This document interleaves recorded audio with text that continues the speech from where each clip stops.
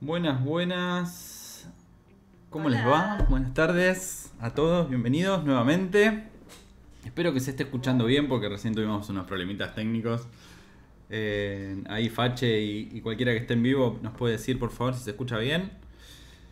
Bueno, bienvenidos a otro episodio de Coderbox. Yo soy el Capi, me dicen el Capi. Y como siempre me acompañan dos personajes divinos. Uno es Florcito Luz Duarte. Florcito. Florcito, Florcita. Florcito, Florcita. Estaba pensando en Flor Luz. Hola. ¿Cómo estás? Bien, todo bien, acá. Algo nerviosa, pero más o menos, pero no sé. Bueno, ya veremos. Pero Fivertel pero... Fivertel es mi principal enemigo, es mi némesis. Bueno, por ahora te está dejando streamear, así que vamos bien por ahora. Veremos. Y también nos acompaña Javier Díaz. ¿Cómo estás, Javi? Buenas tardes. Hola Capi, hola Flor, hola Fache. ¿Cómo andan? Fache nuestro fan. Está ahí, firme, controlando que todo esté bien. De la parte de la conversación. Exactamente. Bueno, me alegro que estén muy bien. Acá nos reunimos nuevamente para hacer un nuevo capítulo de Coderbox, como recién lo anticipaba. Estamos en el episodio número 5 y se podría decir que es el último de la teoría, de la parte pesada, de la parte más complicada, no sé, como quieran llamarlo, pero... Uy, perdí una cosa acá. Pero bueno, estamos a un paso menos de... Ahí está, ahí me veo. Estamos más cerquita de empezar a codear y empezar a hacerlo un poquito más dinámico. Pero tenemos temas de los que tenemos que hablar. Hoy nos toca un segundo episodio de lo que es UX, UI con Flor. Así que vamos a hablar un poquitito, nos vamos a estar mostrando cosas y demás, como ya están viendo en la pantalla. En la semana pasada largamos un artículo en el blog de APX, apx.school/blog, donde habla un poquito del roadmap de los próximos 5 o 6 capítulos, que vamos a hacer más o menos cada uno, la interacción que vamos a tener con todos ustedes en la comunidad y en los vivos, qué temas vamos a tocar, qué vamos a codear, dónde vamos a pedir ayuda, colaboración de ustedes. Así que si no lo vieron, pasen por ahí. En algún lado les vamos a dejar el link, si no lo tienen acá abajo en la fotito, el recuadro. Acá está mi hija que va a saludar, le va a decir hola. Hola. Hola. Hola chicos. Sí. Hola personas que programan, sí. No, bueno. Así que, bueno. Esto es APX, esto es lo que va a seguir en los próximos capítulos. Y bueno, Flor, ¿querés darme una introducción de lo que vas a hablar hoy, más específicamente? Dale. Bueno, la idea es terminar, como decía el Capi recién, con la parte como más dura de seteo del proyecto o de inicio del proyecto. Entonces nos había quedado pendiente de la última vez terminar lo que era la parte del diseño. No sé si vieron en el vivo número 2, hicimos toda la parte de UX, hablamos un poco como de la parte analítica del diseño, cómo estructurar, cómo determinar las funciones, vimos un poco de wireframes, vimos un par de cosas que estaban interesantes, pero no habíamos llegado a los diseños pulidos, a los diseños más, a las pantallas más terminadas, digamos, que son las que después van a tomar desde el front para poder empezar a codear, digamos, para poder hacer los maquetados y todo ese tipo de cosas. Entonces la idea es que hoy charlemos un poco de estos temas, que se saquen todas las dudas que tengan. A diferencia de la otra vez, decidimos hacer un par de preguntas frecuentes. Estuvimos viendo ahí también en la comunidad algunas dudas que nos preguntaron sobre, bueno, cómo elegir tipografías, cómo elegir colores, un poco de eso. Y también les voy a contar, obviamente, el proceso de Coderbox, ¿no? Cómo lo fuimos armando y cómo llegamos a esto que tenemos hoy. Antes de arrancar, igual me gustaría decirles que el diseño va a ir evolucionando a la par de que ustedes coden. O sea, ahora muy pronto, como decía el Capi, ya vamos a estar entrando en otra etapa del proyecto donde van a poder codear, donde van a participar todos, donde, bueno, ustedes mismos van a codear un montón más también. Y yo en paralelo voy a seguir trabajando con los diseños porque le faltan muchísimas cosas. Es una plataforma bastante grande para diseñar, así que todavía tengo ahí bastantes cositas. Así que quizás en futuros episodios voy haciendo bocadillos y voy tirando avances del diseño. Pero bueno, nada, la idea es charlar un poco de eso, charlar un poco de UI en particular y nada, despejar dudas sobre, bueno, cómo diseñar y cómo agarrar recursos y cómo hacer cosas cuando quizás no tenés los fundamentos o las bases de diseño, ¿no? Pues la idea es que se queden con algo que puedan aplicar a sus propios proyectos o que puedan extrapolar de acá y utilizar para, no sé, hacer sus portfolios o lo que ustedes quieran. Muy, pero muy bien. Y bueno, ahí repitiendo un poco lo que dijo Flor, ya estuvimos preguntando y todo esto, pero todas las preguntas que tengan ahora y que se les ocurra mientras que vamos pasando por los diferentes temas, pónganla en el chat, que vamos a estar pendientes, Javi y yo. Y mi persona, vamos a estar pendiente al chat y vamos a ir metiendo los bocaditos a medida que se pueda. La idea es que si son cosas muy claves, nada, se saquen la duda y podamos ayudarlos. Así que creo que nada más de introducción. Todo tuyo. Te dejo, yo me voy. Y bueno, chao. Que tengas una linda noche. Hermoso. Este equipo de soporte es todo lo que está bien. Bueno, nada, no sé, en realidad, a ver por dónde podríamos empezar. Me parece que voy a empezar por lo más difícil primero, así después nos es más simple las cosas que quedan. Si de todo este vivo se tienen que quedar con un concepto, me parece que el concepto que se tienen que quedar es el de Atomic Design. No sé si alguna vez escucharon hablar de Atomic Design, no sé si escucharon cómo se dividen las interfaces o cosas de ese estilo. Pero si no lo escucharon, es un concepto que está buenísimo, es una metodología en realidad, es una forma de diseñar, es como una especie de estructura o de guía de cómo se supone que se tienen que diseñar las interfaces, que se creó no hace mucho tiempo por una persona que es diseñadora y desarrolladora, entonces encontró como el nexo justo entre lo que es el diseño y lo que es el frontend, porque era lo que él sabía hacer. Y bueno, planteó toda una metodología, ¿no? Y es muy simple, o sea, a simple vista parece algo como súper básico o algo que es muy intuitivo, pero en realidad la idea es que todas las interfaces están compuestas de pequeños componentes. Un botón, por ejemplo, es uno de los componentes más chicos que tenemos en una interfaz. Y esos componentes se van a repetir muchas veces a lo largo de la interfaz y para que se vea bien, para que se vea como algo unificado, para que el diseño no deje de tener coherencia en ningún punto, todos esos elementos debieran estar bien definidos, bien diseñados y debieran ser iguales a lo largo de la interfaz, ¿no? O sea, debieran realmente ser consistentes a lo largo del diseño. Eso es lo que marca muchas veces la diferencia entre un diseño que está pulido y un diseño que todavía le faltan ajustar algunas cositas. Cuando se empieza a ver como una línea que vos podés decir, bueno, todos los botones son iguales, todas las tipografías se mantienen, los tamaños son estándares. Bueno, cuando todas las cosas están como bien definidas, empieza a cobrar otra dimensión, ¿no? Se ve de otra manera. Y la idea del Atomic Design es básicamente que a partir de componentes muy, muy chiquitos, que Brad Frost, que fue quien lo inventó, lo denominó átomos, a partir de estos componentes muy chiquitos como los botones, vamos uniéndolos con otros componentes más grandes y generando cada vez componentes más complejos hasta llegar a las interfaces completas, a las pantallas completas.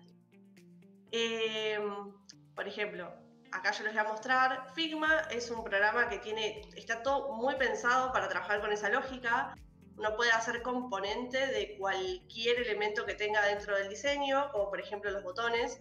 y podés setear, no sé, estados incluso, o sea, qué pasa con el botón cuando está con hover, qué pasa con el botón cuando le haces un clic, bueno, un montón de situaciones que tiene cada uno de los elementos. Y a medida que vas separando una pantalla en un montón de componentes más chiquitos, te vas dando cuenta que realmente se repiten muchas veces y que esos componentes después son la base de lo que se va a codear, ¿no? O sea, interrúmpanme ustedes que saben un poco más de código, pero digo, creo que muchos frameworks utilizan este approach de, bueno, codear ciertos componentes y después que esos componentes estén unidos y replicados muchas veces a lo largo del front. Y bueno, esto es exactamente lo mismo. Lo que tiene bueno Figma y otros programas que también sirven para diseñar es que te permite realmente tener un control de esto y hacer todas los estados y todas las evoluciones que necesites y después te permite editarlos rápidamente. Eso ya es como más técnico de quien diseña, pero bueno, se los quería contar para que sepan que esa funcionalidad está dentro del programa y está buena. Ahora, lo que está bueno de separar una interfaz en componentes es que hace el trabajo mucho más simple, ¿no? Porque vos podés centrarte en definir, por ejemplo, no sé, este input de búsqueda y una vez que lo tenés, lo podés replicar miles de veces donde vos quieras. Así de componentes más chiquitos, como, perdonen si estoy haciendo mucho zoom, me avisan, así de componentes más chiquitos como los botones, los logos, las ilustraciones, los fondos y demás, pasamos a componentes más grandes como este giro, que ya tiene un navbar que es de por sí un componente, después tenés toda la parte de las tipografías y demás, y todo esto yo lo consideraría un componente aún mayor. Por eso digo, si se van a quedar con un concepto, me parece que ese es el más importante de todo lo que vamos a charlar hoy, porque eso realmente ayuda a pensar cuando estás diseñando y cuando estás codeando. Me parece que es el punto justo entre donde las dos cosas hablan el mismo lenguaje, digamos. En la división de componentes, en los estados y demás. Ahora, una cosita que quería sumar ahí, que está bueno, no sé si lo vas a decir, perdóname, pero creo que hay un concepto muy bueno ahí que estás mencionando, que ayuda muchísimo. Es verdad, se utiliza mucho en desarrollo, especialmente cuando empezamos con frameworks tipo React, Vue y demás, el tema de componentizar, y eso significa reutilizar. Y hay algo que quiero separar que me parece buenísimo, que no es cuestión de copiar y pegar. Estamos hablando del mismo componente que lo replicamos, que lo reutilizamos. No es que vos decís, bueno, mientras vos vas diseñando, los diseñadores van toqueteando y van armando las pantallas. No es que van a un lado, copian el botoncito y lo vuelven a pegar. No es un control C, control V. Estamos hablando de hablar una librería donde después seleccionamos qué componente chiquitito, qué átomo, como vos decís, o conjunto de átomos queremos agregar. Es como que pasa a ser una función del programa ese componente chiquitito y lo podemos seleccionar. Eso pasa también en código, que lo vamos a ver más adelante en los próximos capítulos, pero es lo mismo, estamos hablando de un mismo pedazo, un mismo trozo de código o trozo de diseño que lo utilicemos para diferentes ocasiones, con diferentes funcionalidades quizás también, y está bueno que sepan esa diferencia, que no es un copiar y pegar, es tener un componente y utilizarlo en diferentes lugares. Exacto, es que es tal cual eso, o sea, así como en programación se crean librerías de los elementos de UI, en diseño se crean librerías de los elementos de UI. Ahora en este momento todavía está evolucionando porque bueno, tengo que hacer muchas cosas todavía dentro de CodeWorks, pero la idea es que después realmente quede hecha como su librería, que nosotros los diseñadores lo llamamos UI Kit, que es el lugar donde viven todos los elementos que componen una interfaz. Y ahí van a estar separados todos los componentes, y bueno, como vos decías, no es copiar y pegar, sino generar instancias de esos componentes, ¿no? Yo defino un botón X, que adentro tiene un texto cualquiera, y ese mismo botón me sirve para toda la interfaz, porque después nada más le cambio el nombrecito interno, pero todas las demás proporciones son iguales, el padding es igual, el margin es igual, los colores son iguales, los bordes son iguales, los radios. O sea, realmente ahí empieza a tener sentido, o te empieza a tener mucha área de contacto entre lo que sería el maquetado y obviamente el diseño. Y esto no es algo que pase hace mucho tiempo tampoco, porque antes no existían programas tan orientados como Figma o como Adobe XD que te permitieran trabajar a ese nivel de detalle con cosas que ya se parecen muchísimo más a CSS. Antes era todo, bueno, tenían lógicas distintas, eran programas que no estaban pensados para estas cosas. Y la realidad es que una herramienta como Figma suma un montón, e incluso para personas que están aprendiendo a programar o que les interesa mucho el front, yo diría que siempre chusmen un poquito cómo funciona Figma, porque bueno, muchos de los diseños los van a recibir en este software. Y además está bueno incluso para plantear cosas, para probar. Es mucho más amigable probar en Figma que probar en código. Todo lo que sea interfaces, todo lo que sea diseño es mucho más fácil. Y es más rápido. La verdad que es una herramienta bastante fácil de manejar. Flor, una pregunta. Esto del Atomic Design y la generación de componentes en Figma, ¿se empieza a hacer a partir del wireframe o el mockup? O sea, no, una vez que empiezo a definir los colores y eso, ¿debería aplicarlo o ya desde el wireframe? No, se puede hacer desde el momento en el que vos sepas que ese elemento ya lo podés definir.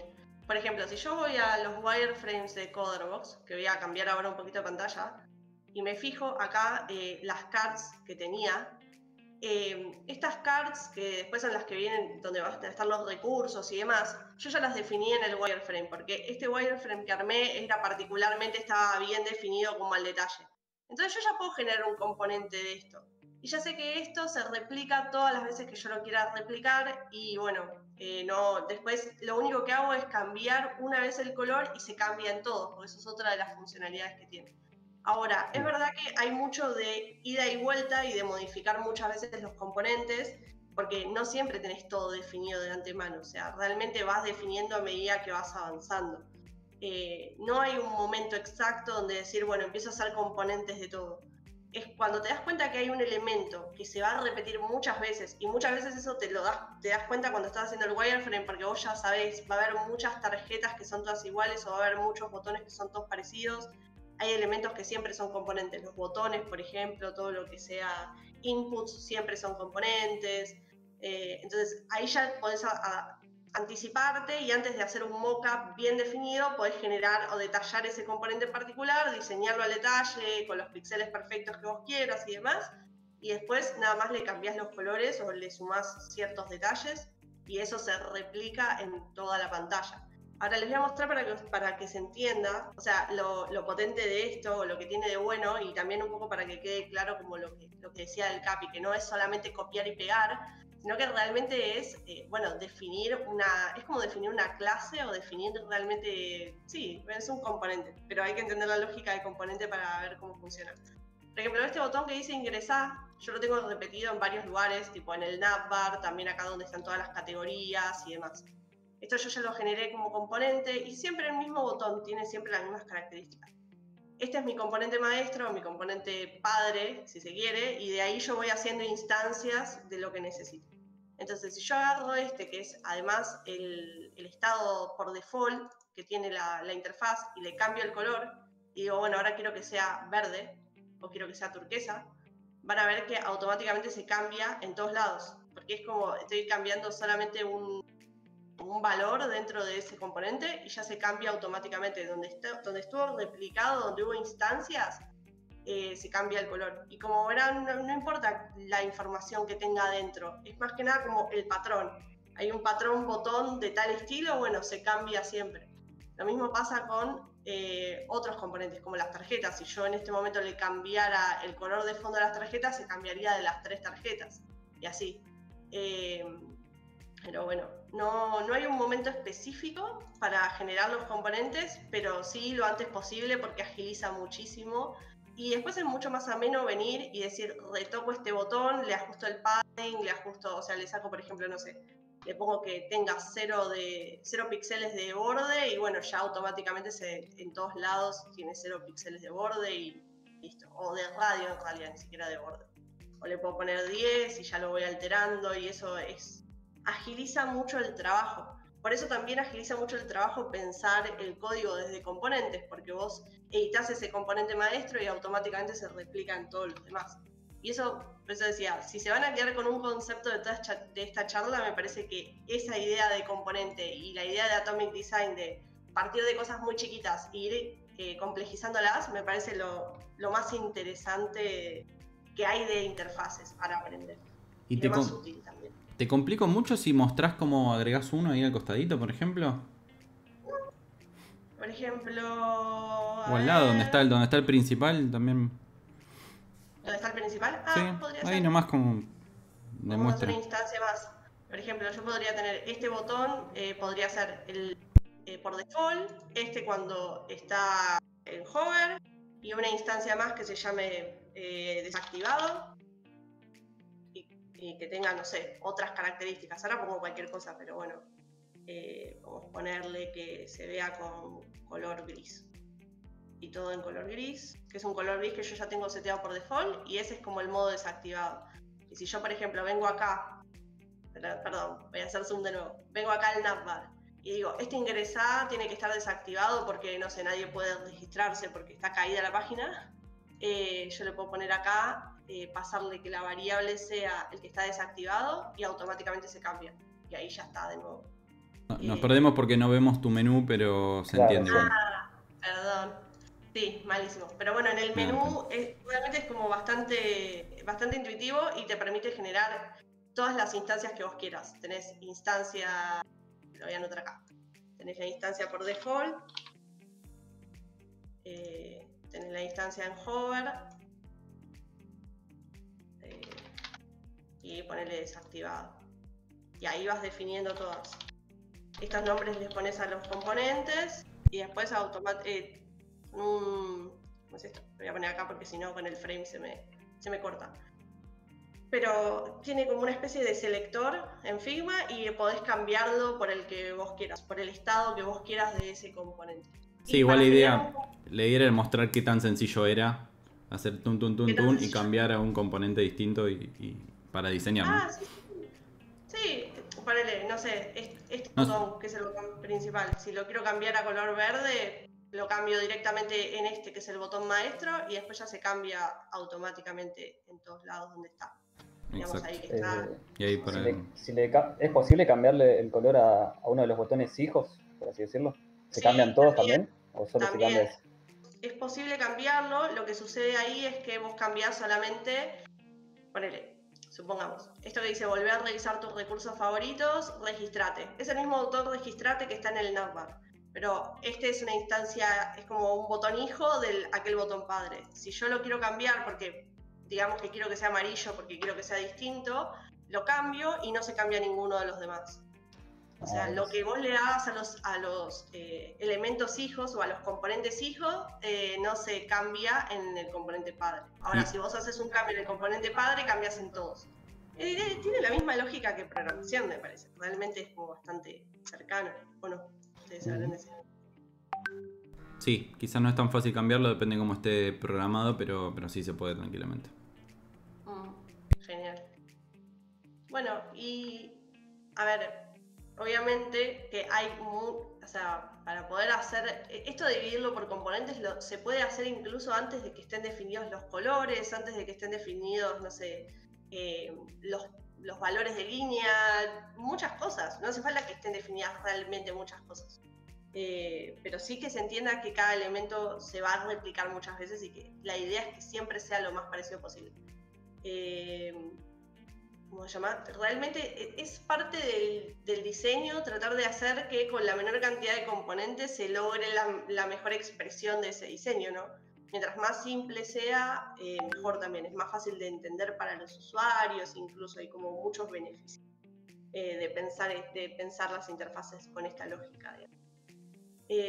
Después, no sé si quieren leerme alguna de las preguntitas que teníamos por ahí. Claro, yo tengo una duda. Dale. Es como ver un poco, digo, antes de hacer todo lo de los componentes, recién nombraste algo, pero digo, ¿qué debería definir primero cuando voy a hacer el diseño? O sea, los colores, las letras, primero hago los componentes, y si son los colores, ¿cómo los elijo, por ejemplo?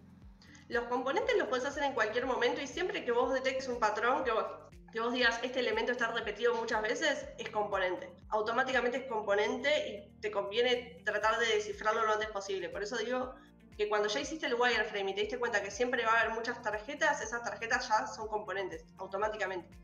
Ahora, después para el UI en sí mismo, vos podés definir muchas cosas. Yo tiendo a definir primero las tipografías. pero porque las tipografías las defino en un paso anterior incluso. Ya para los wireframes uso las tipografías que voy a usar para el diseño final, como para entender cómo se ven.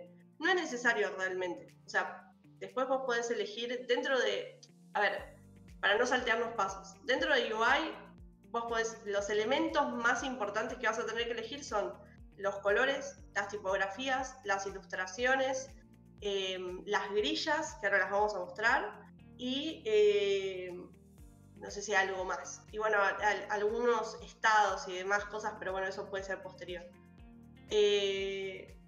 Yo particularmente, antes de definir nada, busco, ¿cómo decirlo? Busco referencias de diseños similares o de cosas que me gusten como para nutrirme de información, digamos. Si tengo que diseñar una app que parece una red social, bueno, empiezo a buscar apps que se parezcan, que sean de ese estilo y veo qué características se repiten. Veo si utilizan siempre los mismos colores, qué pasos se repiten, veo si hay alguna cuestión que tenga que tener en cuenta. Busco muchos recursos. Y para eso hago algo que no tengo ahora para mostrarles, pero lo voy a dejar en el artículo, que se llama Moodboard. Un Moodboard es agarrar referencias, imágenes, colores, cosas de donde sea, o sea, de que vas a investigar por ahí, y ponerlas todas juntas y decir, bueno, con todo esto que busqué, tengo como un pantallazo general de lo que estoy queriendo diseñar y a partir de ahí empiezo a definir. Porque es muy difícil diseñar desde cero, o sea, nadie empieza a diseñar desde cero. Todo el mundo empieza a diseñar desde referentes o desde ideas o desde conceptos, pero siempre tenés que tener un hilo conductor de lo que estás queriendo hacer. Entonces, los pasos para empezar.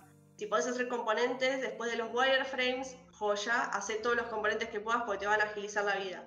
Y después haría un buen moodboard. Me sentaría un día a buscar referentes. Lugares para buscar referentes, yo personalmente uso mucho Pinterest y después también consulto mucho Behance y Dribbble, que son como las redes sociales de los diseñadores, que ahí es donde comparten muchos proyectos, comparten proyectos, ideas, estilos, y está bueno para encontrar referencias visuales de lo que uno quiere hacer. Con referencias visuales no me refiero a copiar, sino como agarrar muchos y decir, bueno, esto me gusta por este motivo. Incluso yo a mis moodboards les pongo, imagínense que les pongo post-its con ideas. Y digo, de este me gusta que utiliza tal valor de línea, o de este me gusta que la tipografía tiene un buen contraste con el fondo, cosas de ese estilo. Y después cuando tengo todo ese análisis digo, ok, voy a intentar buscar un estilo similar a este y voy a ir por acá. Y ahí empiezo a definir otras cosas. Ya ahí sí me puedo meter más en detalle a elegir tipografías, colores y demás. Son temas recontra complejos. Por ejemplo, creo que Alexis me había preguntado en la comunidad cómo elegir el tema de las tipografías, ¿no? Y es re difícil. O sea, cómo elegir tipografías, la verdad que no hay una ciencia cierta. El diseño no es ciencia. El diseño es un poco de técnica, un poco de lo que se supone que tenés que hacer porque está chequeado, que está bueno, que son buenas prácticas, digamos, y un poco también de como exploración propia, ¿no? Por eso tiene muchos lados subjetivos el diseño. Por ejemplo, para elegir tipografías se puede saber muchas cosas, pero yo sugiero personalmente no se metan en el lío de elegir 30 tipografías para un solo proyecto. Elijan 2 tipografías. Una para los títulos, como acá en Coderbox, por ejemplo, tenemos una tipografía para los títulos principales, que es esta que se llama Ubuntu, que la vamos a usar siempre en formato bold y todos los títulos son exactamente iguales. Cambia un poco el tamaño, obviamente, por un tema de jerarquías. Pero esta es la tipografía de los títulos, se llama Ubuntu, la definimos en bold y ya. Y después tengo otra tipografía que se llama, Source Code Pro o algo así, bueno, tiene un nombre medio raro, que es toda la que se usa para toda la demás información. Entonces ya está, con 2 tipografías resolví absolutamente todo. Y yo sé que hay una tipografía que la voy a aplicar a los títulos y una tipografía que es para el resto de la información. Y una vez que definí eso, lo voy a tratar de hacer y de replicar durante todas las pantallas. ¿Por qué? Porque mientras más coherencia tiene entre pantallas la aplicación que estoy diseñando, más intuitiva es y cualquier diferencia, supongo que yo cambio, no sé, cambio esta tipografía y pongo voto, por ejemplo, por tirar otra tipografía. Si yo vengo navegando de la nada, así, y veo que de pronto todo es consistente y esta tipografía llama la atención, me va a llamar muchísimo la atención, me va a romper el patrón de lo que estoy mirando, porque justamente está distinta. Entonces, traten de unificar todo. O sea, si yo voy a utilizar 24 píxeles y voy a usar Ubuntu para todos los títulos, bueno, uso todos los títulos de esa forma. No sé, Capi, si vos estás pudiendo mostrar ahí en la... ¿Cómo es esto? La barra del costado derecho de Figma, pero ahí tienen los estilos de texto que dice, por ejemplo, título principal y ya está en 48 en tipografía Ubuntu. Aclaraciones de títulos está en tamaño 16, subtítulos en tamaño 36 y así. Esto yo ya lo seteo por default y después automáticamente se lo aplico a todos los componentes que vaya generando. Pero bueno. Está medio cortadito, pero algo se ve. ¿Algo se ve? Ok, joya. Y otra cosa que está bueno y que me parece que es un excelente recurso que antes no existía, si ustedes se meten a la página de Google Fonts y buscan una tipografía que les guste. Primero que esa tipografía es open source, porque no todas las tipografías son open source, o sea, no todas se pueden usar para fines comerciales o incluso para proyectos. Hay algunas que son pagas. Entonces, agarran una tipografía que les guste en la página de Google Fonts y abajo de todo les sugiere 3 o 4 variables o 3 o 4 tipografías análogas que te permiten trabajar en conjunto. O sea, te dice, esta tipografía, por ejemplo, no sé, Montserrat, que es una tipografía muy conocida, trabaja bien con Poppins, que es otra tipografía conocida. Y es como que te las une, te dice, estos pares van bien. Y ya con esos pares vos podés hacer cosas que visualmente se van a ver bien. Entonces, no hay mucho que inventar, no hace falta inventar la rueda en el diseño, es solamente definir bien las cosas para que después se vea como uniforme. Me fui un poco por la tangente, pero ya expliqué un poco lo de tipografía. Creo que, y ya que termino de cerrar la idea de tipografía. Dos cosas. Una, tamaños de tipografías. Esto sí es muy importante. Para que realmente se vea bien, la tipografía mínima de la interfaz tiene que ser 16 píxeles. Se puede usar 14 píxeles para cosas muy chiquitas, aclaraciones muy chiquitas, legales, cosas pequeñitas que no se van a ver, pero 16 es como la mínima legible, incluso en celulares. Entonces de 16 para arriba. En general se aplica 16 a todos los textos o 18 a todos los textos y después para arriba todos los subtítulos y los títulos y demás. Siempre guardando una jerarquía, ¿no? Es como funciona HTML, que tenés el H1, el H2, H3. Bueno, en diseño se define más o menos lo mismo. Vos sabés que tenés el título principal, es el tamaño más grande que pueda tener tu interfaz o tu diseño. Acá en CoderBox usamos 48 píxeles y después para abajo todos los demás títulos van a tener menos píxeles porque de esa forma genero jerarquía. Y la otra cosa que les quería decir de tipografía es que hay un tip de Flor donde dejé todo esto, ¿no? Los tamaños, los tipos, lugares donde consultar tipografías, los estilos, si es serif o sans serif, que bueno, no me voy a poner a explicarlo ahora porque sería todo un rollo, pero bueno, sepan que hay distintos, como dos grandes categorías de tipografías y según la que usen va a tener como un aspecto, su interfaz u otro aspecto. Algunas son más modernas, otras son más elegantes o son más, no sé, tienen otras características. Así que ahí tienen toda la información. Después en el artículo de CoderBox lo vamos a linkear, pero si no ya está ese tip de Flor donde está todo lo que tienen que saber de tipografía o al menos todas las puntas. Después pueden investigar, hay libros y libros y muchas cosas de tipografía para mirar por ahí. Mi recomendación es traten de buscar esos recursos como Google Fonts, que ya te tira la posta y te dice, esta tipografía que te gusta, va con estas otras dos, y usen esos recursos porque les va a agilizar mucho, realmente mucho. Si no, hay que ponerse a probar, hay que ponerse a buscar tipografías que machen bien e intentar ver si funcionan y si son legibles, y bueno, ya es todo un tema. Pero bueno, por suerte hay muchas cositas. Sí, igual quiero dejar en claro acá que Comic Sans es la mejor tipografía del mundo. Vayan por esa siempre. Siempre, nunca se van a equivocar. Cada vez que usan Comic Sans muere un diseñador. Yo sé que somos muchos, pero no nos exterminen, por favor. O sea, no usen Comic Sans, no usen Papyrus, no usen esas cosas. Usen cosas lindas. Estas son todas cosas feas, que se inventó alguna vez Windows. Entre todas las cosas feas que tiene Windows, tiene esas tipografías hediondas. No, pero están cada 2 semanitas, ¿no? Subís un tip de flor más o menos cuando el viento nos acompaña. Así que por favor pasen a ver el blog, que ya tenemos 4 o 5 capítulos. Que la verdad cada tanto siempre está bueno refrescar esas cosas. Quizás al no ser diseñadores y no estar todo el tiempo empapado en esos temas, está bueno por lo menos leerlo por arriba y ver de qué se trata, ver qué cosas se tienen en cuenta, para que en algún momento cuando uno se sienta a intentar hacer un portfolio o tratar de replicar algo para un cliente, ya sea la forma que sea, freelance o no, uno tiene más herramientas con que atacar el problema, ¿no? Mira, yo escuché, había un artículo, se hablaba de pocas tipografías, listo, vamos por ahí y empezás a averiguar, pero ya tenés como la información más procesada y no es que empezás súper de cero, porque ya lo escuchaste por lo menos una vez y eso la verdad que ayuda un montón, especialmente cuando son temas que no estás acostumbrado o recién arrancan y todavía falta un montón para empaparse en. Así que el blog está toda la información y de ahí los vamos linkeando para todos lados. Y bueno, siempre recuerden, en la comunidad tenemos un canal exclusivo de Tip de Flor para hacer consultas incluso de cada artículo o lo que quieran.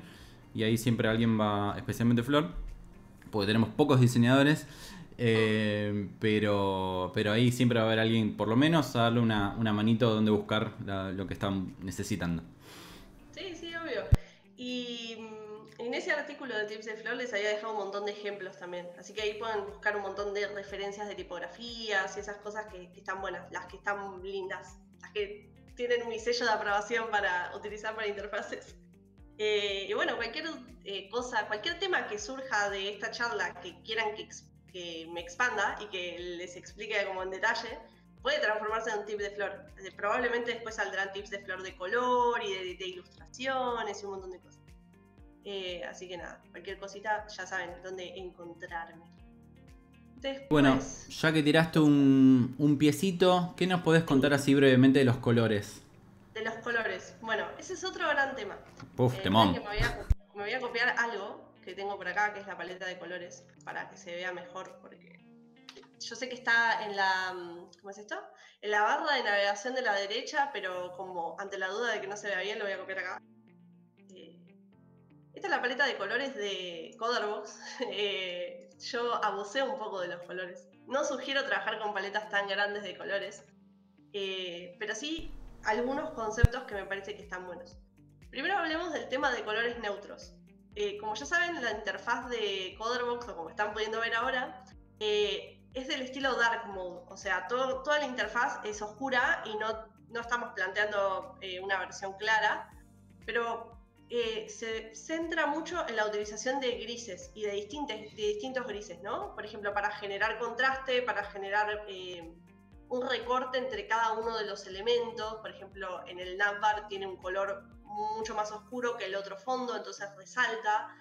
Y tengo una paleta bastante amplia de grises, que son 5 o 6 grises, que voy usando para generar justamente esos contrastes.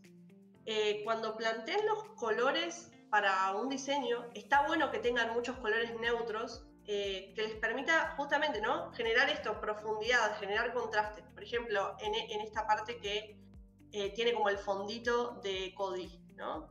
Tenemos, cada uno de estos elementos tiene un gris que forma parte de esta paleta que tengo acá un poquito más arriba, pero está usado de tal manera de que va generando como profundidad de campo, no sé cómo explicarlo realmente, pero te va generando como jugo dentro de la interfaz. Y cada uno de los sectores, por ejemplo, acá tenemos las categorías y los recursos destacados, tiene un color de fondo, uno de esos colores neutros de fondo. Después, la otra parte que tenés como toda la información adicional, tiene otro color de fondo.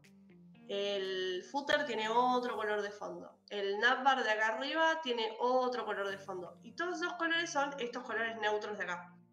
Tanto sea que van a trabajar con una interfaz que es del estilo claro o una interfaz oscura, está bueno que tengan definidos una serie de colores neutros, que pueden ser grises o incluso en escala de, dependiendo, ¿no? Si es una interfaz clara, desde el blanco hasta un gris intermedio, y si es una interfaz oscura, desde un gris intermedio como este gris que estoy mostrando acá, hasta un gris muy oscuro que ya parece un negro, pero realmente no lo es. Eso les va a dar esto, ¿no? Posibilidad de generar contraste. Y después, en cuanto a los colores reales, más allá de los neutros, yo acá, como les decía, pequé un poco de poder usar muchos colores que mezclaban bien, que quedaban atractivos, pero hay que saber usar los colores con una intención. O sea, más allá de los colores que ustedes elijan, hay que saber usarlos intencionadamente, ¿no? Yo sé que todos mis botones, o sea, todo lo que yo llamo call to action, que son los botones que me invitan a hacer una acción, que me invitan a registrarme, por ejemplo, o a buscar, o a dejar mi email, o cosas de ese estilo, van a tener siempre el mismo color, que es este color coral que veo acá. En toda la interfaz lo replico. ¿Y por qué elijo ese color coral y no otros dentro de la paleta esta que tengo de miles de colores? Porque este era un color que tenía como bastante buen contraste, y los colores cálidos, que pueden ser el rojo, el amarillo, el naranja, el rosado, son colores que destacan de por sí. Esto tiene que ver con teoría del color, es medio denso, no se los voy a explicar porque no los quiero marear ni aburrir, pero la realidad es que tienen que buscar colores para las funciones, así, para los botones que te invitan a hacer una acción. Lo mejor es que sea el color que más resalta dentro de la interfaz.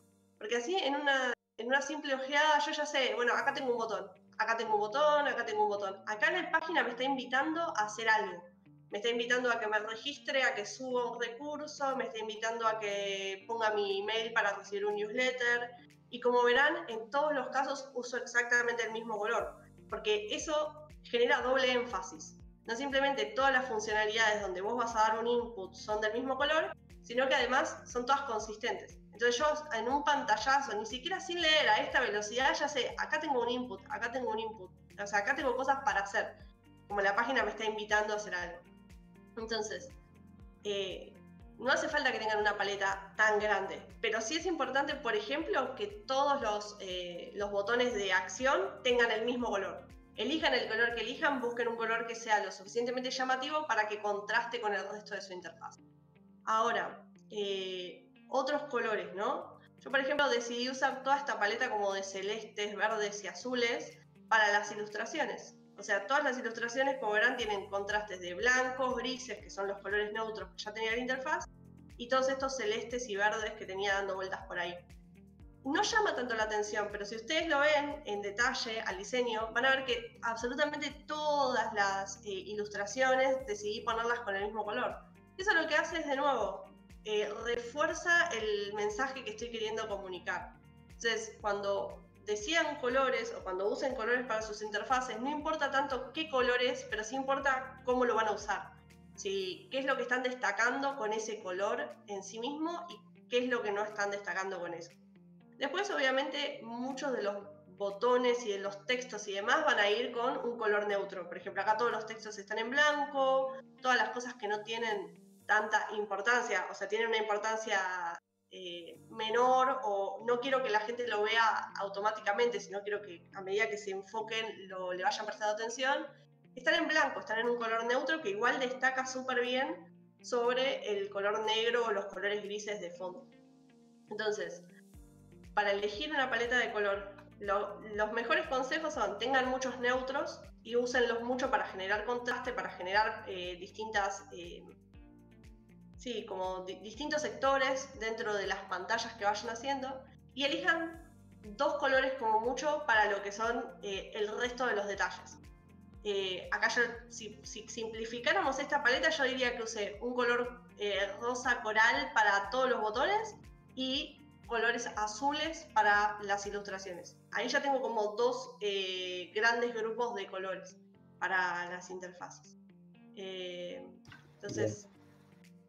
Flor, acá Fache pregunta si podés explicar brevemente cómo funciona la Color Wheel.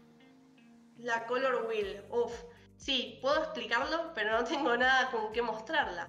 A ver, para ver si me puedo robar una imagen y montarla ahí en el Figma.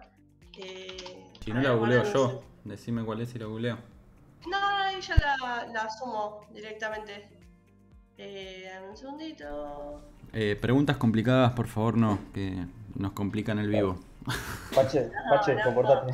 Fache lo hace a propósito para hacernos quedar mal. Igual después, esto, si les interesa este tema, sí, después lo vemos en un tip de flor como en profundidad. Pero esperen que lo voy a tirar acá. Ahí va. Bueno, les presento a mi color wheel. Es una cosa hermosa que acabo de robar de internet. Pero básicamente esto es como con esto se enseña teoría de color, ¿sí? Se enseña teoría de color porque, bueno, son más o menos los principales colores que tenemos. Después hay miles, o sea, esta color wheel se puede hacer con todos los colores intermedios que uno quiera. Pero bueno, tenemos amarillo, violeta, rojo, naranja, verde y azul. Y como verán acá en estas flechitas, los colores primarios, que son el amarillo, el azul y el rojo, son los colores como que más destacan o que uno los asocia muy fácilmente, como que los ves y automáticamente te llaman la atención. Y después tenés los complementarios, que son los colores que están en el medio entre estos colores primarios. El verde es un color complementario que está en el medio entre el amarillo y el azul. ¿Eso qué quiere decir? Que los verdes van a mezclarse bien con los amarillos y con los azules. Entonces acá tenemos otros tonos intermedios. Este verde de acá es mucho más amarillento o tiene mucho más contenido de amarillo, entonces iría mucho mejor con, por ejemplo, este cuadrante de la rueda.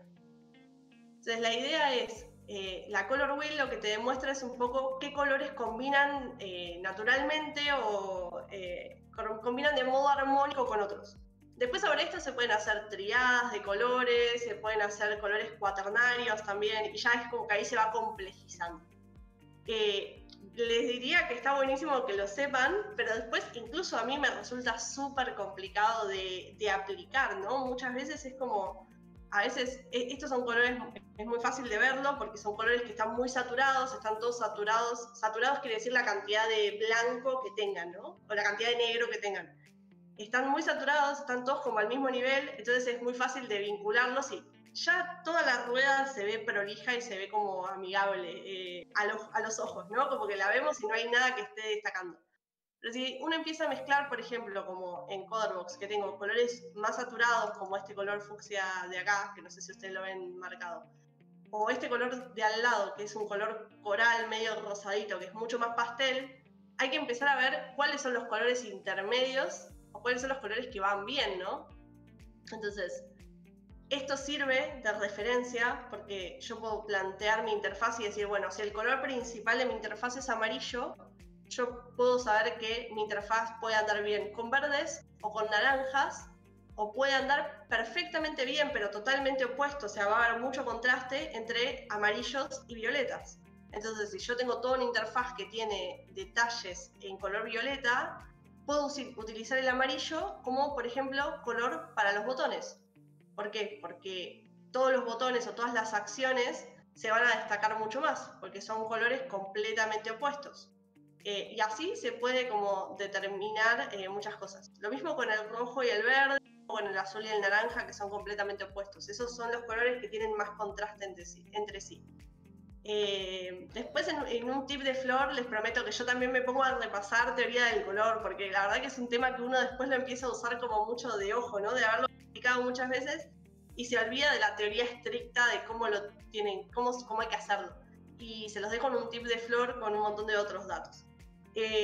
Para que no se tengan que volver locos con la rueda de color y no piensen que es todo magia y que pasan cosas extrañas, hay muchas páginas que brindan paletas de color, o sea que realmente ya te dan paletas de color armónicas, que vos decís, bueno, esas paletas están buenas, ¿no? O sea, o ya están como chequeadas que van a funcionar bien, los colores tienen la misma saturación, están bien elegidos y demás. Siempre pueden utilizar esas paletas y va a estar bueno. Después dependerá de en qué proporción las usen dentro de las pantallas que vayan a diseñar. Ya ahí en ese caso no les queda otra más que probar. O sea, lo que tiene de bueno el diseño, lo que tiene de malo el diseño es que no hay mucha teoría, pero es difícil saberla toda y aplicarla bien. Y lo bueno que tiene el diseño es que se puede probar mucho.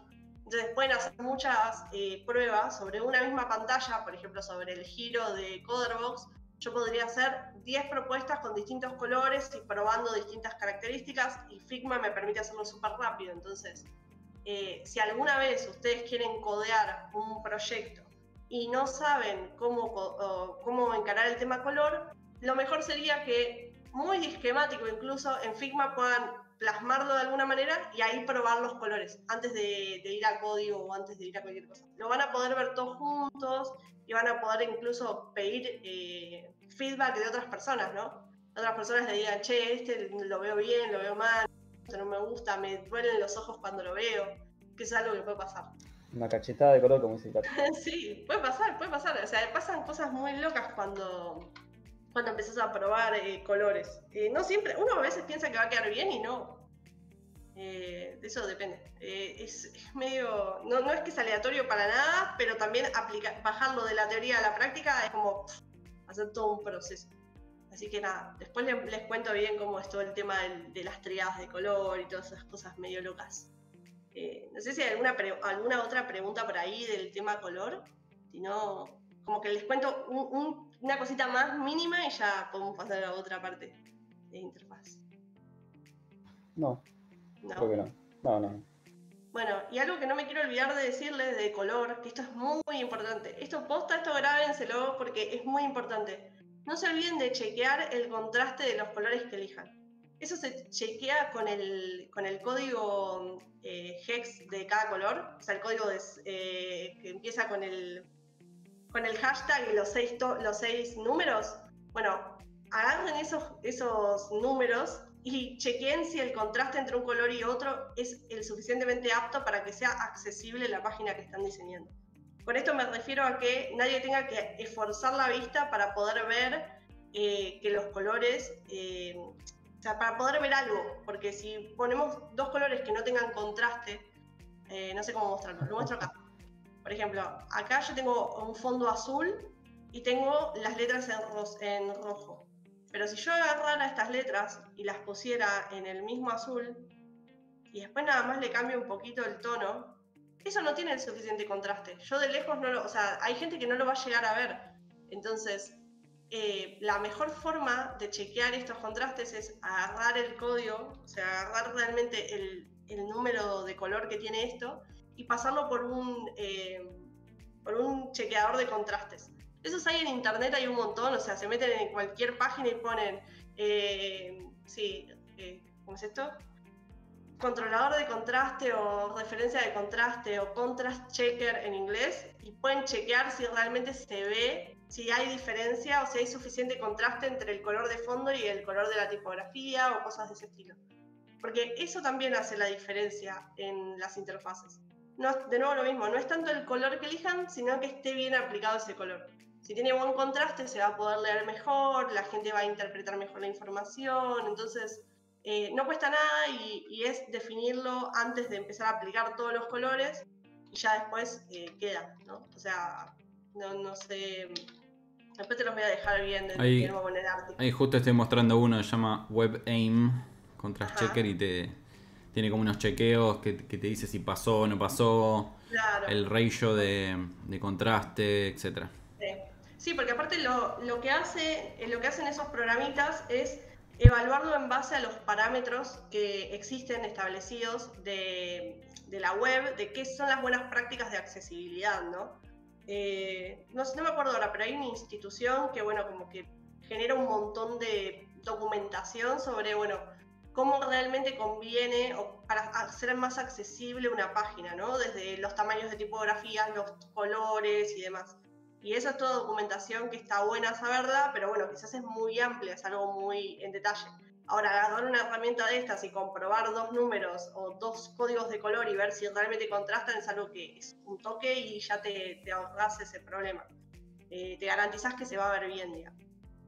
De nuevo, color es otro de esos temas paraguas donde adentro hay miles de cosas, desde semántica, que es decir, lo que siento cuando veo un color o lo que me expresa un color, hasta cosas de branding que tienen que ver con las marcas en particular, cosas de contraste, cosas de accesibilidad, son temas como súper complejos, así que esos los voy a ir atajando con tips de Flor y les voy a ir dejando ahí como muchas cositas para que puedan chequear. Después, no sé si había alguna otra pregunta dando vuelta por ahí, o me fijo las preguntas que hagamos. En cuanto a color, no. Después Ariel, en la semana, en el server de Discord, dejó algunas preguntitas. Por ejemplo, si conviene poner muchos elementos o pocos, y cuáles pueden ser más llamativos para los usuarios.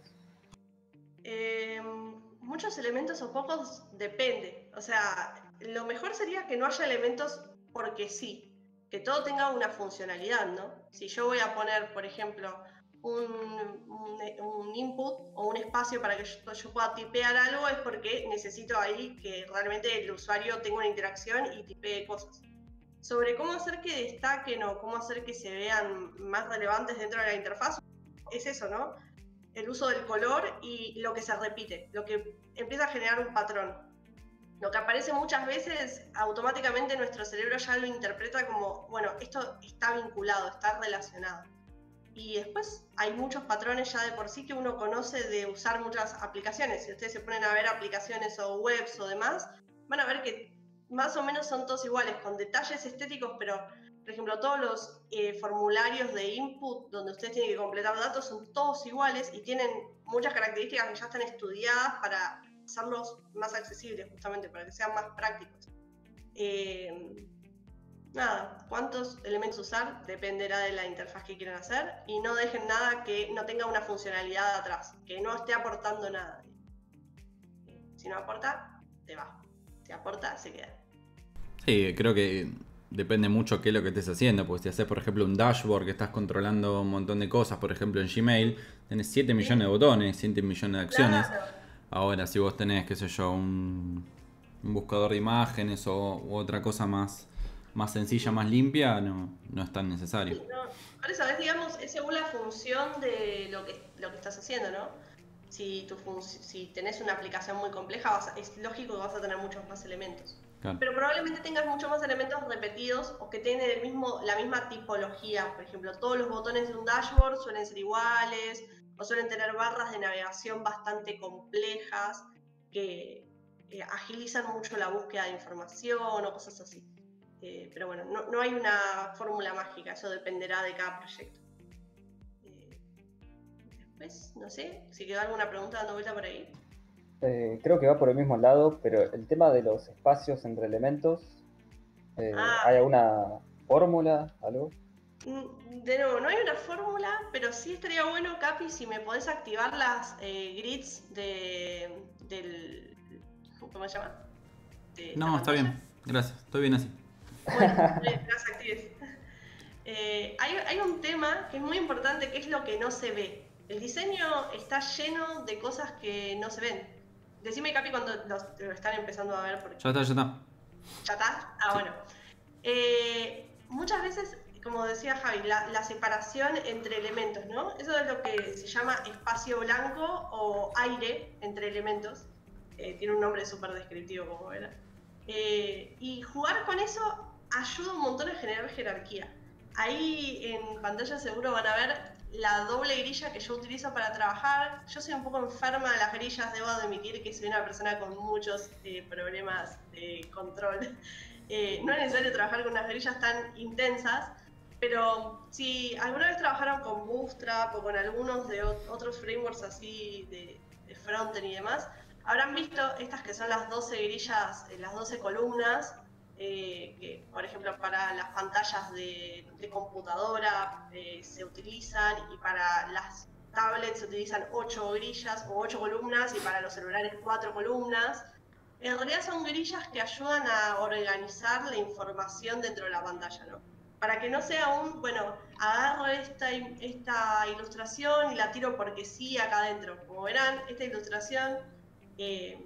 ¿cómo se llama? Realmente está casi tocando la grilla, y casi tocando la grilla acá, y es a propósito, porque yo lo utilizo para tomar referencias, ¿no? Utilizo la propia grilla que seteé para determinar a dónde van a empezar y terminar elementos. Por ejemplo, todos estos títulos están ajustados a esta grilla, y además están ajustados a esta grilla rojita, que no sé si la ven ahí, que es una grilla de 8 píxeles. Muchos de los elementos que se diseñan están basados en esa grilla de 8 píxeles, porque la mayoría de las pantallas que usamos hoy en día son múltiplos de 8 píxeles. Entonces, por ejemplo, una pantalla de computadora estándar o de computadora de escritorio estándar, digamos, monitor, que es 1920 por 1080, es totalmente divisible por 8. Entonces, podemos hacer casi al detalle cómo se va a ver la pantalla, digamos, cómo se va a ver el diseño en base a lo que después la pantalla va a poder mostrar realmente. Y de nuevo, la separación entre elementos, por ejemplo, yo no me acuerdo ahora acá, pero estaría casi segura que si yo me tocaba un cuadrado, ya esto va a fallar porque seguramente es ley de Murphy y todo falla, pero supongo, no falló. La distancia entre este cuadrado y este es la misma, porque lo que yo hago es setear las mismas distancias entre elementos. Entonces ahí de nuevo van a ver que todo el espacio, el aire que hay entre estos dos componentes, que son por ejemplo las categorías principales y ya el próximo subtítulo, tiene la misma diferencia de píxeles en altura que donde termina el giro, que ahora se ve muy poquito, pero si desactivamos de nuevo las varillas se va a ver mejor. Donde termina el giro y empieza el próximo título, también tiene la misma separación de píxeles. Entonces hay que jugar con los espacios a favor, ¿no? No hay que dejar nada que esté súper pegado a los bordes. Por ejemplo, hay que entender que hay márgenes y que hay cosas que están bien que se vayan de la pantalla, como por ejemplo el fondo en el que está Cody, que bueno, podría irse o no. No hace falta que se termine. Total, yo doy como esta sensación de que está como por detrás de la pantalla, pero hay cosas que quedan mal. Por ejemplo, si yo agarro esto y lo estiro y lo dejo justo en el borde, se va a ver súper extraño esto. Se va a ver muy raro que esté todo muy al borde. Como que te da la sensación de que se está por cortar o de que se te cortó información. Por eso siempre usamos márgenes para hacer que la información esté como contenida dentro de estas columnas y estas grillas ficticias que en realidad no existen, pero nos ayudan a organizarnos. Si quieren leer sobre el tema de espacios en blanco y grillas y demás, la documentación de Material UI, que es como el sistema de diseño que usa Google y Android y demás, está como bastante completa y explica para todos los dispositivos que tienen, o los dispositivos principales, digamos, computadora, tablet y celular, cómo aprovechar de la mejor manera posible esas grillas. Eso está bueno, después se los voy a compartir también. Sepan que, de nuevo, todo en el diseño es modular. Si algo se puede repetir, se va a repetir. Es decir, el espacio en blanco entre elementos, si se repite, se va a repetir sistemáticamente a lo largo de toda la interfaz. Eso es lo que le termina de dar esa coherencia.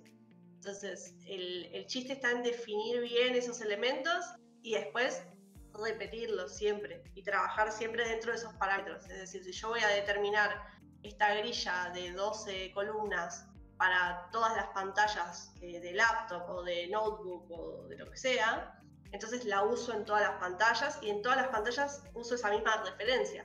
Es mucho de replicar, pero bueno, hay que también definir muchas cosas. No sé si había alguna otra pregunta de eso o de algún otro tema.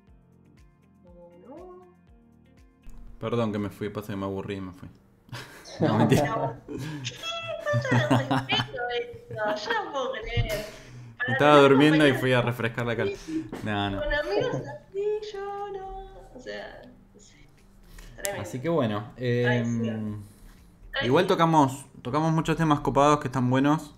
Colores, tipografías, posicionamiento, diseño, componentización, Atomic Design. Quizás parecía que no, pero se hicieron temas que son muy importantes. Obviamente siempre se puede profundizar más. Es mucha información que hoy en día, imagínate. Ya con decir teoría del color ya es... Sí, ya. Bueno, por eso se estudia muchos años diseño. Claro. Viste, no pensábamos que eran unos hippies con ojos de... Que era todo ahí, paz de amor, tomando mate, moviendo cositas a ver si le van bien. Bien hipones, pero bueno. No es tan así. Tienen sus años de estudio arriba. Sí.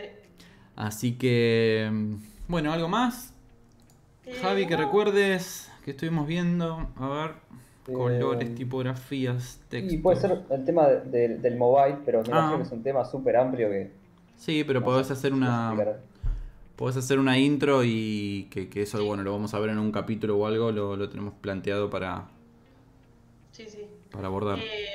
Bueno, hay otro tema que deberían saber, que creo que en el primer vivo de diseño lo charlamos un poquito, pero lo retomamos acá, que es que hay una buena práctica que se llama Mobile First, es decir, diseñar las interfaces desde la experiencia de un celular primero, porque es la pantalla más chica que voy a tener, y ahí garantizo que todo lo que yo estoy tratando de proponerle a ese usuario se va a poder ver en todas las pantallas donde esa persona acceda al producto, ¿no?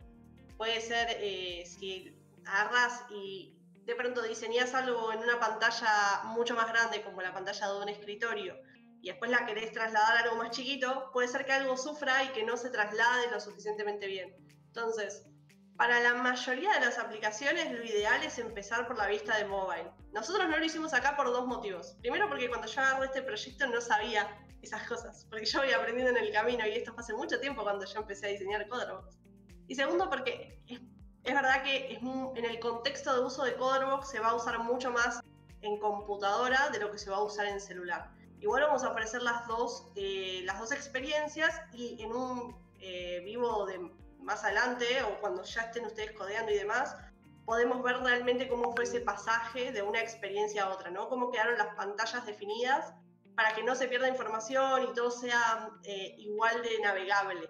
Pero mi sugerencia es, si van a encarar un diseño hoy, si van a encarar incluso creo que también es una buena práctica de CSS, si van a encarar el desarrollo hoy de una aplicación o de una web, empiécenlo desde la vista de mobile y después se van agrandando, porque va a ser más fácil acomodar los elementos y va a ser más fácil que todo el contenido importante le llegue al usuario de la mejor manera posible. De nuevo, es un tema para un tip de flor entero y para charlar 1000 años, porque bueno, tiene un montón de cosas. Pero sí sepan que eso tiene que ver con que mucha gente navega únicamente con el celular.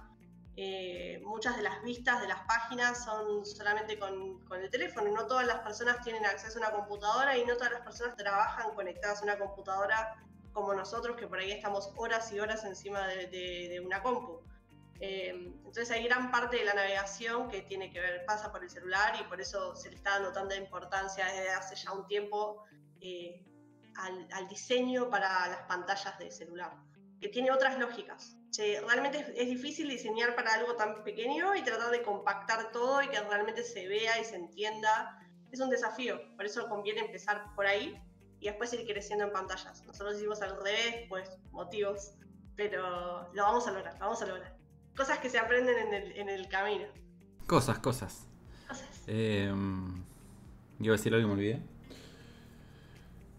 No sé. Pero bueno, ¿qué más? Eso iba a decir, no, que realmente cuando yo lo escuché, ahora no me acuerdo el número exacto, pero la estadística de la gente que navega por el teléfono es altísima. Sí. No me acuerdo. El 70% o el 60% de las vistas de cualquier web son desde el celular. No sé si no están más ahora. Mientras más se van haciendo complejos los celulares, más cantidad de personas van a navegar por teléfonos.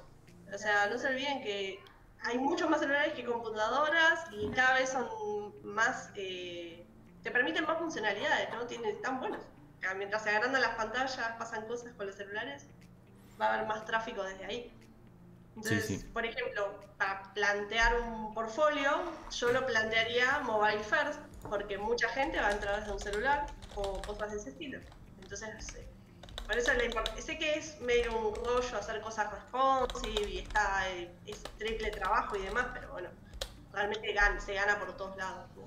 Ahí es cuando capturas a todos los usuarios posibles de lo que estás queriendo hacer.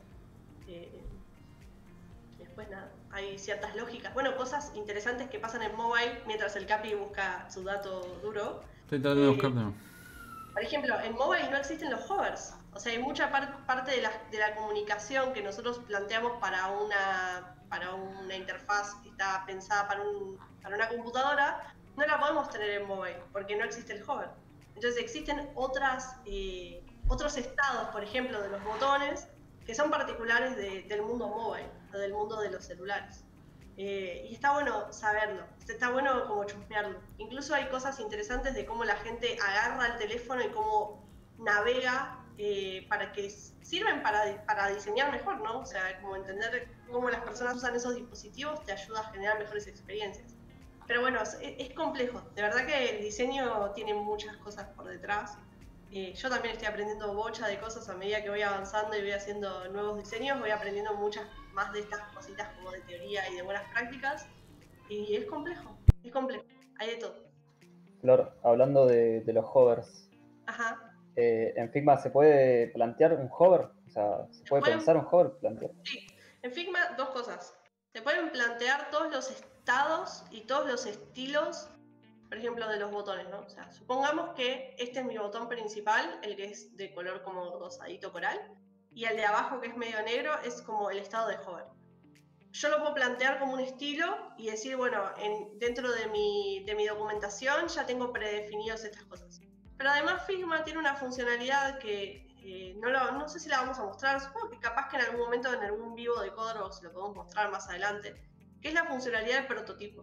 Yo realmente, si quisiera, podría generar un prototipo de esta pantalla y hacer que cuando paso el cursor por encima de un botón se active el efecto de hover.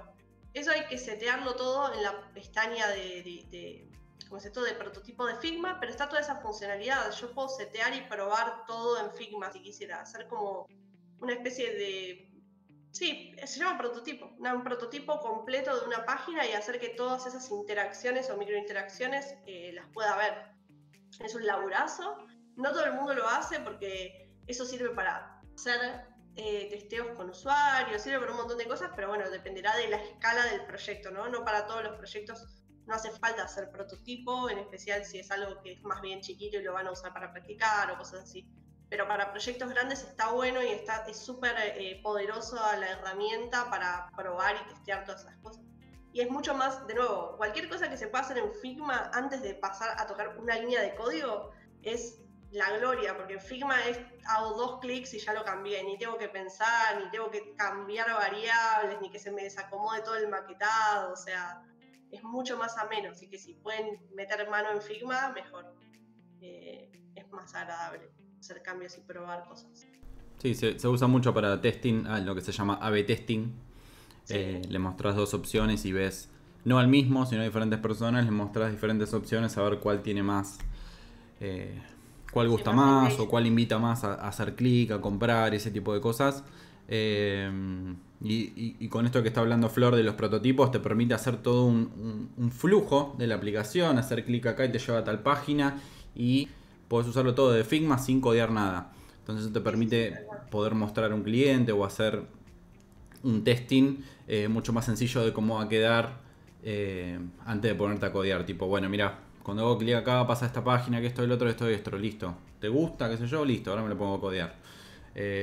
Como dice Flor, lleva más trabajo, pero a veces da una mejor muestra de lo que es el una mejor muestra de lo que es el trabajo, digamos, de lo que es la interfaz y el flujo. Es más fácil de modificar cosas en Figma que de modificar cosas en código. Entonces, cualquier cambio se puede hacer mucho más ágil y lo podés mostrar en el momento. Así como yo agarro y cambio variables de los botones y los muestro en el momento, es lo mismo. Yo podría hacer un prototipo con un modal acá arriba y probar cómo funciona. Y no tengo que codear nada, no me tengo que volver loca con, no sé, con cómo funciona eso en JavaScript. O sea, es mucho más ameno. Entonces por eso se testea mucho sobre cosas de diseño antes de pasar a código. Mientras es parte también del laburo del diseñador y de los equipos de diseño, las empresas, ¿no? Atajar todas estas cosas, ¿no? Agarrar el mayor feedback posible de los usuarios, testear, todo, probar todo, desde colores hasta flujos, funcionalidades, todo. Se prueba todo y de todo el tiempo se agarran métricas y feedback también más blando, pero también feedback de los usuarios, para tratar de evitar errores antes de empezar a codear, porque esos errores cuando ya llegan a código son mucho más costosos, es un desastre después de arreglar, y en diseño no es que sean más o menos de atajar, pero bueno, es un poco más fácil de probar, más fácil de iterar y de generar nuevas opciones. Eso está bueno. Testing también podríamos en algún momento sacar un tip de Flor. Testing de código también es un tema que nunca hice. Pero testing bueno, de código y testing con usuarios, de interfaces. Eso sí. Testing en general. En general está buenísimo. Estaría bueno. Sí. Bueno. ¿Algo más, Javi, que tengas por ahí latente? Estuviste re preguntón hoy. Sí, posta. No, está divino. Es lo que queremos. Bueno. Llegamos al final del capítulo de hoy.